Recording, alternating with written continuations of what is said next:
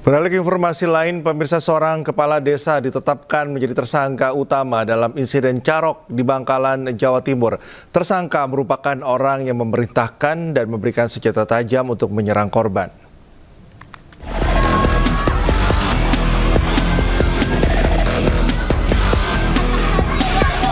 Aksi serangan senjata tajam dilakukan warga atas perintah Kepala Desa Geger, Bangkalan terhadap korban di sebuah klinik. Tersangka diamankan unit Pidum Satreskrim Polres Bangkalan yang terlibat secara aktif dalam kasus Carok. Penangkapan tersangka berdasarkan hasil pemeriksaan tersangka lain yang sudah ditangkap sebelumnya. Kasus Carok berawal dari sebuah perselisihan di jalan antara tersangka dengan korban. Tersangka yang merasa tersinggung menyuruh salah satu perangkat desanya untuk memberi pelajaran pada korban sambil memberi bekal sepucuk senjata tajam. Perintah tersangka inilah yang menyebabkan terjadinya duel Carok.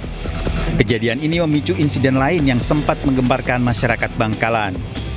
Sehingga bisa melakukan pembacokan terhadap korban gitu. Jadi yang nyuruh Bu Siri itu aslinya kepala desa ini? Kepala desa yang saat ini dijadikan tersangka oleh kepolisian dan telah dilakukan penahanan oleh kejaksaan. Pelimpahan tahap 2, penyerahan tersangka dan barang bukti tersangka atas nama Budiman, yang karena sudah dilakukan sudah P21, jadi kewenangannya beralih diserahkan kepada kita. Tersangka terancam hukuman 5 tahun penjara. Dari Bangkalan, Jawa Timur, Taufik Syahrawi, iNews melaporkan. Upaya sindikat narkoba lintas provinsi kembali digagalkan aparat Badan Nasional Narkotika Provinsi Sumatera Barat. 8 kg sabu diselundupkan dari Sumatera Selatan menuju Kota Padang.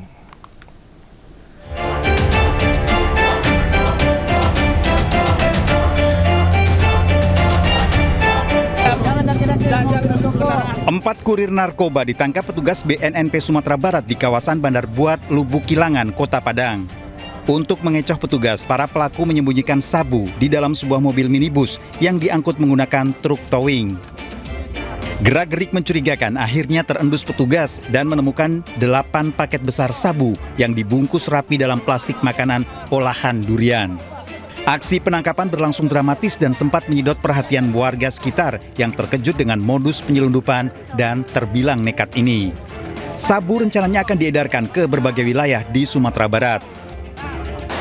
Dengan modus mobil tersebut, mobil mini, mobil Toyota, kemudian modusnya mobil ini di towing dari tol di Sumatera Selatan, kemudian kita hentikan di daerah Bandar Buat. Setelah kita geledah, ternyata betul yang bersangkutan membawa narkotika jenis sabu, jumlahnya cukup banyak ini, sekitar 8 paket, lebih kurang 8 kilo lah.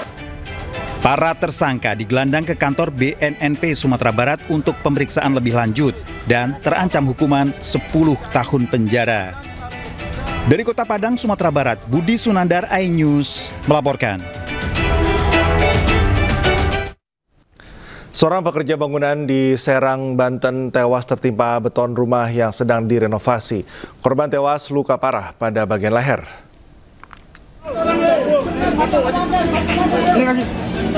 Proses evakuasi terhadap seorang pekerja bangunan tertimpa beton rumah warga di perumahan Taman Alam Lestari, Kecamatan Tak-Takan, Kota Serang, Banten berlangsung dramatis.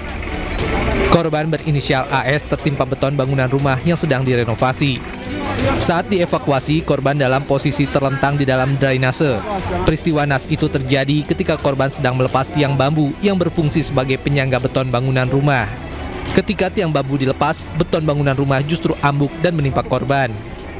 Jadi rumah tersebut lagi direnovasi dan dibuatkan dicor depannya itu kan ya. Jadi dia ambruk, terus tertimpa korban.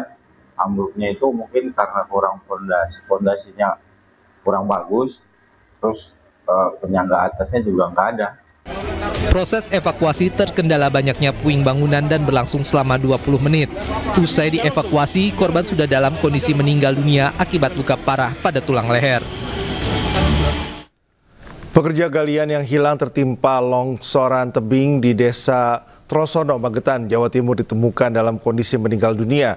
Tim SAR menemukan jasad telah 2 hari atau pencarian telah ditemukan setelah 2 hari pencarian. Hati-hati. Ayo minggir bentar, kasih jalan. Kasih jalan. Tim SAR gabungan BPBD Magetan, Basarnas, Posar Trenggalek, dan TNI Polri akhirnya menemukan jenazah Suroso warga Nguri, Lembeyan, Magetan yang dilaporkan hilang dalam peristiwa runtuhnya tebing galian C yang terjadi di Desa Trosono, Kecamatan Parang, Sabtu siang kemarin.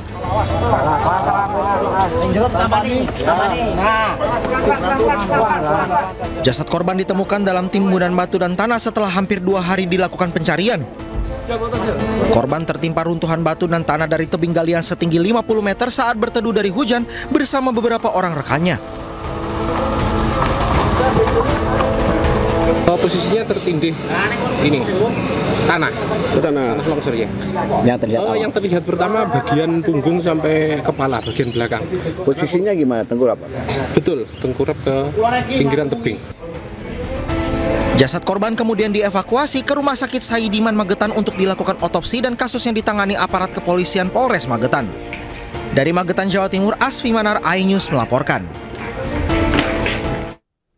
Informasi selanjutnya, antrean panjang kendaraan di SPBU akibat kelangkaan BBM bersubsidi terjadi di Mandailing, Natal, Sumatera Utara. Demi mendapatkan BBM bersubsidi, warga harus antre berjam-jam di SPBU di Mandailing, Natal, Sumatera Utara. Warga kesulitan memperoleh BBM bersubsidi jenis solar maupun premium. Bahkan warga mengaku kerap tak kebagian BBM meski sudah lama antre. Menurut pihak SPBU, pasokan BBM bersubsidi dibatasi oleh Pertamina 8 ton per hari, baik untuk solar maupun Pertalite. Kerja kayak gini, aturan bisa dari pagi narik, udah. Ini udah siang belum lagi dapat solarnya bang kan? Kalau antri di SPBU berapa lama itu? Inilah dari pagi tadi mau 3 jam bang. Udah termakan lah 3 jam waktu kita mau kerja kan. Setiap hari habis kok. Sore ada kan, buka kita sampai malam bang. Habis? Habis. Oke, 1 hari ini berarti nggak jual? Ya, nanti kalau ada datang minyak, jual langsung. Sebelumnya, antrean panjang akibat BBM langka juga terjadi di salah satu SPBU Kabupaten Aceh Singkil, Aceh. Kelangkaan BBM di Aceh Singkil tersebut terjadi sejak Rabu malam.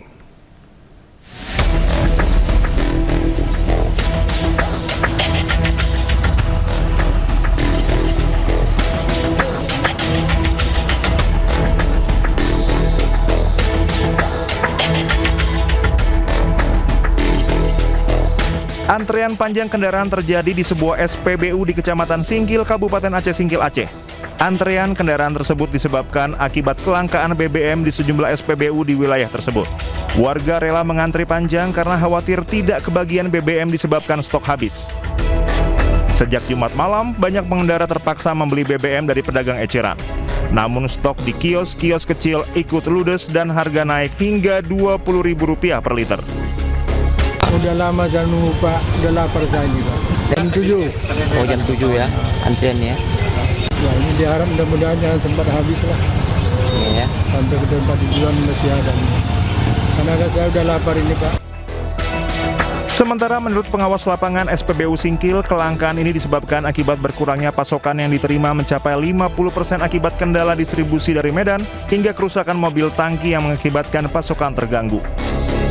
Dari Aceh Singkil, Aceh, Suparman Munte, iNews melaporkan.